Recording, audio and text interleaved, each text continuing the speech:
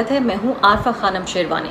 Corona virus से जंग लड़ते लड़ते एक और जंग जो हम लड़ रहे हैं वो है सांप्रदायिकता से, भेदभाव से।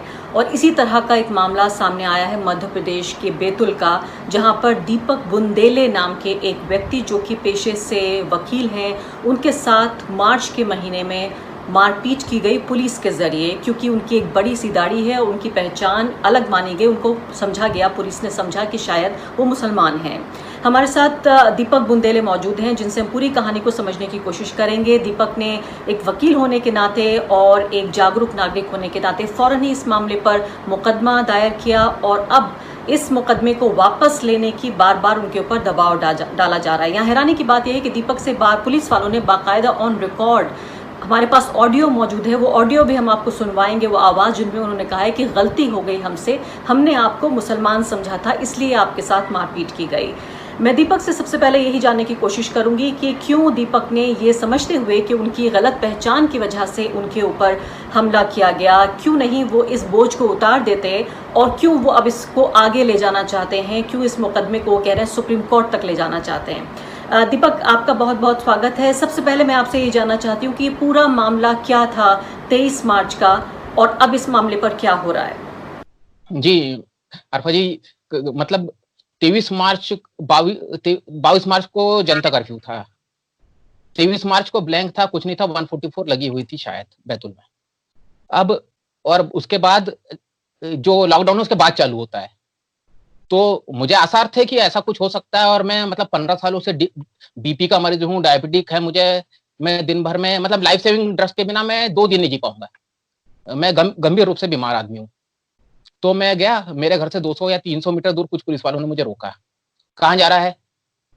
मैंने कहा भाई हॉस्पिटल जा रहा हूँ।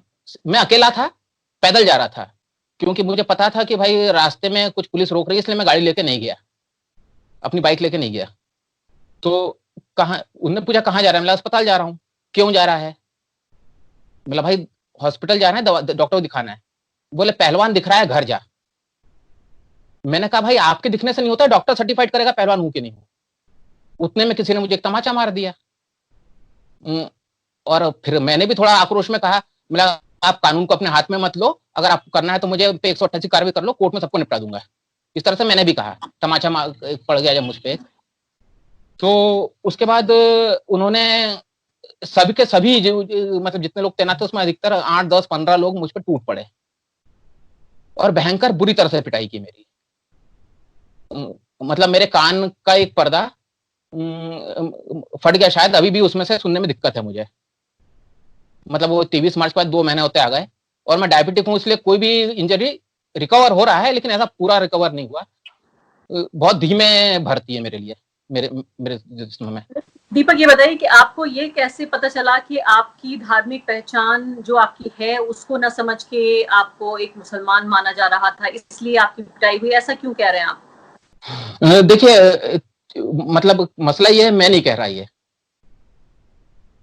जब अभी 2 दिन पहले 17 मई को पुलिस वाले मेरे घर बयान लेने आए इस घटना का, अब उनको प्रक्रिया दिखानी है कि ये किया है हमने, तो वो मुझे कन्विंस करते, अरे वकील साहब यार बयान मत दो, अपन पुलिस का और अपना पुराना रिश्ता है, और तुम्हें इसलिए नहीं मारा कि तुम वकील हो या तुम्हें पहचान नहीं पाए। मतलब भाई पहचानते कैसे है यार? बोले तुम्हारी दाढ़ी समझ देख के तुम्हें मुसलमान समझ लिया। अब और इसी बात को उन्होंने कम से कम कई बार कहा कि आपकी दाढ़ी बड़ी है इसलिए आपको मुसलमान समझ लिया, इसलिए आपको मार दिया। मैंने ये भी कहा कि भाई आप मुसलमान समझ के किसी को कैसे मार सकते हो? तो बोले, फिर उन्होंने कहा कि जब भी राइट होता है तो पुलिस है जो है वो हिंदुओं के पक्ष में खड़ी होती है, ये बात मुसलमान भी जानते हैं। ये बात सारी ऑन रिकॉर्ड है, मेरे पास सारी रिकॉर्डिंग है। अब इस तरह से इन्होंने कहा और फिर भी बयान बदलने का प्रेशर बनाते रहे। और अब जब बयान नहीं बदले, मैंने कहा भाई हेड साहब, आप तो जो बयान मैं दे रहा हूँ वो लिखो, सामने वाली पार्टी अपना पक्ष कोर्ट में रख देगी, वो सही थी गलत थी, या हो सकता है मैं गलत हूँ, कोर्ट को बता दे। लेकिन वो चाह रहे थे मामला खत्म करो। और मैंने कहा कि मैं स्टेट बार, नेशनल बार, सब जगह लिख चुका हूँ, भारत के राष्ट्रपति तक हर जगह लिख चुका हूँ, मैं सुप्रीम कोर्ट को लिख चुका हूँ, मैं हर जगह लिख चुका हूँ मैं इस घटना के बारे में कि आपने मेरे साथ पिटाई की। तो इस वार्तालाप के दौरान वो कहते हैं कि आप मुसलमान दिख रहे थे इसलिए आपको मार दिया, अगर उनको पता होता आप हिंदू हो, आप तो हमारे भाई हो, आपको नहीं मारते। ठीक है दीपक, वो जो जिस ऑडियो एविडेंस का आप जिक्र कर रहे हैं, मैं चाहती हूँ कि हमारे दर्शक अभी उस ऑडियो एविडेंस को सुने और फिर वापस आके फिर हम आपसे सवाल जवाब करेंगे। क्या है कि वो दूसरी वो समाज समझ के आपके साथ घटना हो गई है, बात ये है और कुछ नहीं। अरे यार लेकिन हेड साहब मतलब पटेल जी, मेरी आप मानो, मेरी आपकी समाज की मेरे कम से कम 50 मित्र हैं और मैं उनके साथ के बैठ खाना खाता हूँ वो सब। और बड़ा क्या है कि मैं नहीं कह रहा, हम कह रहे हैं, मैं नहीं बोलता, हम कह रहे हैं कुछ नहीं मेरे साथ कोई घटना वो जो भी हुई जाने घटना भी नहीं हुई, मारपीट नहीं हुई, जो सब कुछ का काम नहीं और जो भी हुआ लिख दिया अपन। अरे यार देखिए, अब आप भी पुलिस है, मैं भी वकालत कर रहा हूँ इतने सालों से, मुझे पता है कि अब ऐसा अब झूठा बयान क्यों दूं जब मैं इतना कर देता हूँ। तो मतलब उनको थोड़े से मतलब मेरा आपसे कोई व्यक्तिगत द्वेष नहीं है, आपसे कोई व्यक्तिगत द्वेष नहीं है। वो आपका सही कहना है, वो आपका सही कहना है। हम भी उस दुख से आपके दुख से मैं भी दुखी हुआ, मुझे भी पता लगा। मगर बात ये है कि अपन ने लिख के भेज दिया, मगर वो फिर ये नहीं कहेंगे तो मतलब क्यों लिखा, हो गया। हमको किसी की बहन नहीं है। पुलिस जब भी हिंदू मुस्लिम राइट होता हिंदुओं का ही साथ देती, ये मुसलमान भी जानते, मगर वो अनभिज्ञता में आपके साथ में घटना हुई है, उसके लिए हमारे पास कहने को कोई शब्द नहीं है मेरे पास, मैं ये जानता बस। और जो भी आपके नहीं, उस दिन ना हिंदू मुस्लिम राइट थे ना कुछ था, कुछ नहीं था उस दिन, नहीं है। वहां पे उनने 4-5 आपके पहले 3-4 ऐसी घटना हो चुकी थी जिससे पूरा वो परेशान थे, वो समझ गए जी गड़बड़ हो गया।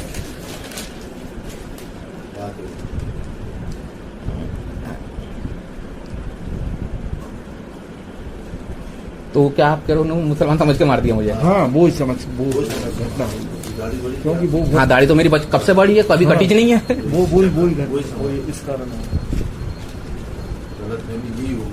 वो गलत उसमें घटना कुछ होते में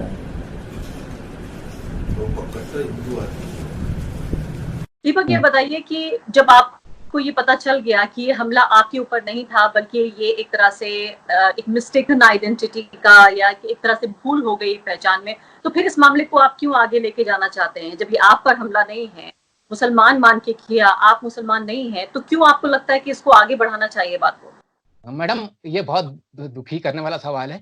ये हमला मेरे देश पे है, मुझ पे नहीं है। ये एक साझा कल्चर पे हमला है।